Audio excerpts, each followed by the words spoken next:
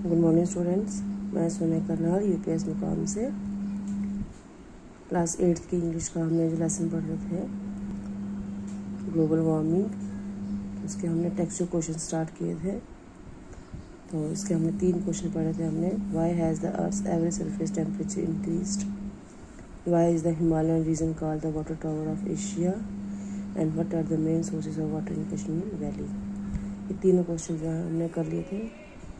इसके आगे हमने क्वेश्चन नंबर 4 करना है। Why is water the most precious natural resource. आपको पता है जो वाटर है, पानी जो है एक नेचुरल रिसोर्स है, कुदरत का दिया हुआ है। इसे ह्यूमन ने नहीं बनाया है। तो ये हमारे लिए बहुत ही कीमती है। प्रेशियस मीन्स कीमती। पानी जो है हमारे लिए बहुत ही कीमती है। क्यों? आपको पता है जो हमारी लाइफ है जो वो टोटली जो है किस पे डिपेंड है? वाटर पे है। सुबह मॉर्निंग से लेकर जितने भी हमारे डेली रूटीन के काम होते हैं बिना पानी के वो पॉसिबल नहीं है। लेकिन जो अर्थ पे जो वाटर है वो ख़त्म हो रहा है। तो इसका मेन रीज़न क्या है और ये हमारे लिए क्यों ज़रूरी है? ठीक है, why is water the most precious natural resource. Water जो है हमारे लिए सबसे कीमती जो कुदरत का दिया हुआ नायाब रिसोर्स है, वो क्यों ज़रूरी है हमें, क्यों हमारे लिए कीमती है? Water is the most precious natural resource because it saves our lives in many ways, such as we drink it because we cannot live without it. क्या है? पानी जो है हमारे लिए बहुत ही कीमती है, एक नेचुरल रिसोर्स है। क्यों? क्योंकि ये हमारी ज़िंदगी को बचाता है। सेव्स आवर लाइफ, हमारी ज़िंदगी को बचाता है इन मैनी वेज, बड़े तरीक़ों से बचाता है हमारी ज़िंदगी को। जैसे वी ड्रिंक इट, हम इसको पीते हैं। ठीक है, हम पानी के बिना नहीं रह पाते हैं क्योंकि हम इसे पीते हैं। Because we can not live without it, क्योंकि हम इसके बिना नहीं रह सकते हैं। It helps in the economy. Economy means हमारी जो कंट्री की जो भी पैदावार होती है, जितने भी फ़ायदे होते हैं वो वाटर से होते हैं। जैसे बिजली बनती है, हमारी एग्रीकल्चर होता है। एग्रीकल्चर अगर अच्छा होगा तो इससे हमारी जो कंट्री की इकॉनमी है जो तरक्की हो जाएगी, पैसे बढ़ेंगे। Development, livelihood and mainly it keeps us clean from dust and dirt. Developments होंगी और हमारी जो लाइवलीहुड, जो हमारी रोज़मर्रा की जो ज़िंदगी है वो अच्छी हो जाएगी। और हमें ये clean from dust and dirt, जब हम गंदे होते हैं, हमें डस्ट हो जाता है, हम लोग वाटर से नहाते हैं तो हम लोग साफ़ हो जाते हैं। It is used to generate electricity. In other words, it brightens up our dark rooms. हमारे घर में जो बिजली आती है वो कहाँ से आती है? वो पानी से बनती है, hydro electricity.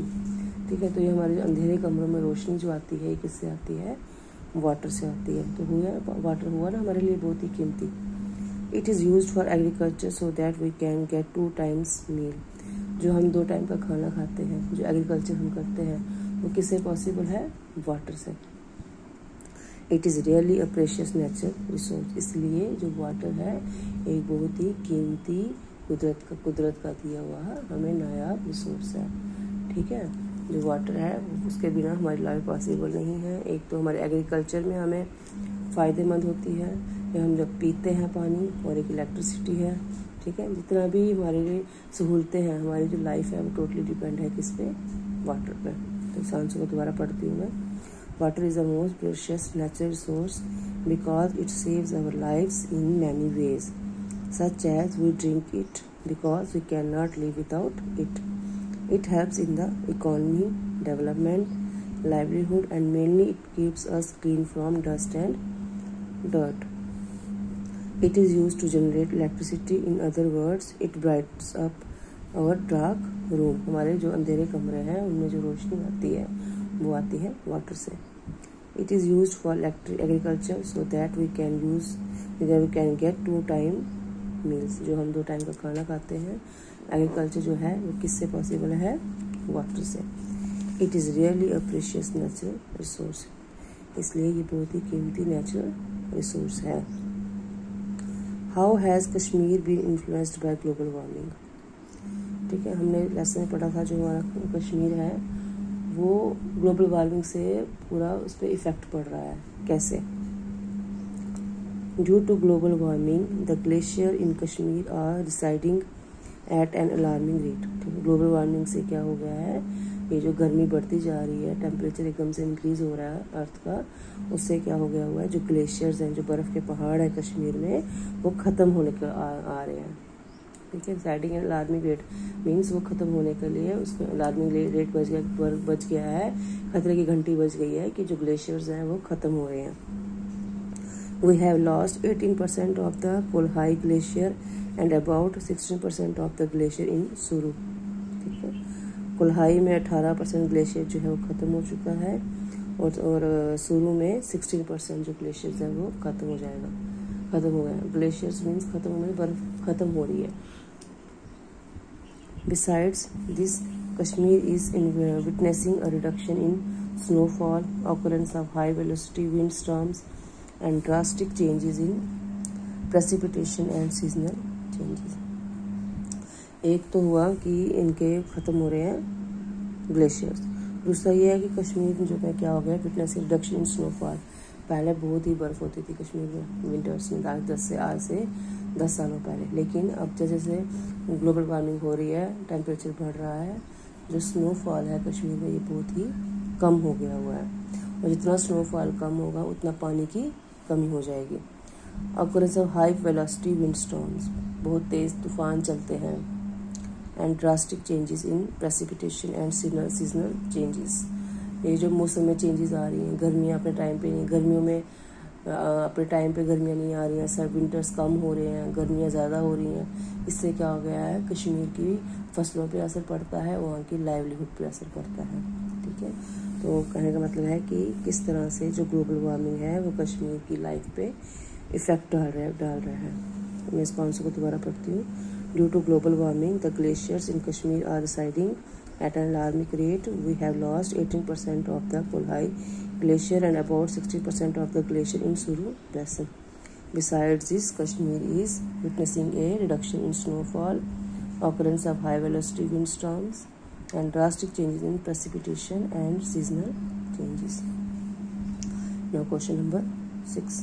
How is global warming the largest threat to humanity? ये जो global warming है वो एक ह्यूमैनिटी के लिए, ह्यूमन बींग्स के लिए खतरा कैसे है। Global warming is catastrophic because catastrophic means एक डिज़ास्टर है, एक तबाही है ग्लोबल वार्मिंग। क्यों? It is going to render earth barren, इसने धरती को, इसने अर्थ को बिल्कुल ही बेकार बना दिया हुआ है, किसी काम का नहीं रखा है। Global warming is going to bring droughts में सूखापन, ज़मीन जो है बिना बारिश की वजह से, पानी की वजह से फटना शुरू हो जाती है, सूखापन आ जाता है। Heat waves and heavy downpour which will have disasters consequences on the agriculture yields and consequently lead to species extinction. ठीक है, एक तो सूखापन आ जाता है, तो ज़मीन जो है वो बंजर हो जाती है। हीट वेव्स, जो ये गर्म हवाएं चलती हैं, एंड हैवी डाउनपोर, और एकदम से जब तेज़ बारिश होती है, विच विल हैव डिजास्टर्स मीन्स ये एक तबाही लेके आती है ऑन द एग्रीकल्चर यील्ड्स, हमारी ज़मींदारी पे, हमारी जो एग्रीकल्चर पे। ज़्यादा बारिश होगी तो वो हमारे एग्रीकल्चर के लिए अच्छा नहीं है, कम बारिश होगी, ज़्यादा धूप होगी तो वो हमारे एग्रीकल्चर के लिए अच्छा नहीं है। To the species extinction, species means extinction means एक तो सब्जियाँ वगैरह, फ्रूट्स वगैरह, फ्लावर्स वगैरह हैं जो भी ये नहीं हो रहे हैं। According to Noam Chomsky, after nuclear bomb, environmental degradation is the second largest threat faced by man. Noam Chomsky ने कहा है कि एक तो न्यूक्लियर बॉम्ब से खतरा है, ठीक है, न्यूक्लियर बॉम्ब से खतरा है, और दूसरा खतरा हमें है ग्लोबल वार्मिंग से, जो हमें डिग्रेडेशन हो रही है, जो ये गर्मी बढ़ रही है, एग्रीकल्चर में प्रॉब्लम आ रही है, ये सबसे बड़ा खतरा किसके लिए है, ये मैन के लिए है। ठीक है, तो ये है ग्लोबल वार्मिंग का ह्यूमैनिटी के ऊपर बहुत बड़ा खतरा है। एक तो एग्रीकल्चर के लिए है, एक तो हमारी पानी जब ख़त्म हो जाएगा अर्थ पे तो भी खतरा है। जब ग्लेशियर एकदम से पिघलना शुरू हो जाएंगे, फ्लड्स वगैरह आते हैं, तो हमारी लाइफ पे, ह्यूमन्स की लाइफ के लिए ये थ्रेट है। ठीक है, तो मैं इसको दोबारा पढ़ती हूँ। Global warming is catastrophic because it is going to render earth barren. Global warming is going to bring droughts, heat waves and heavy downpour which will have disastrous consequences on the agriculture yields and consequently lead to species extinction according to the Noam Chomsky। ये एक मतलब अर्थ के एक जानकार हैं ये, ठीक है, जो कि हमारे क्लाइमेट वगैरह देखते हैं।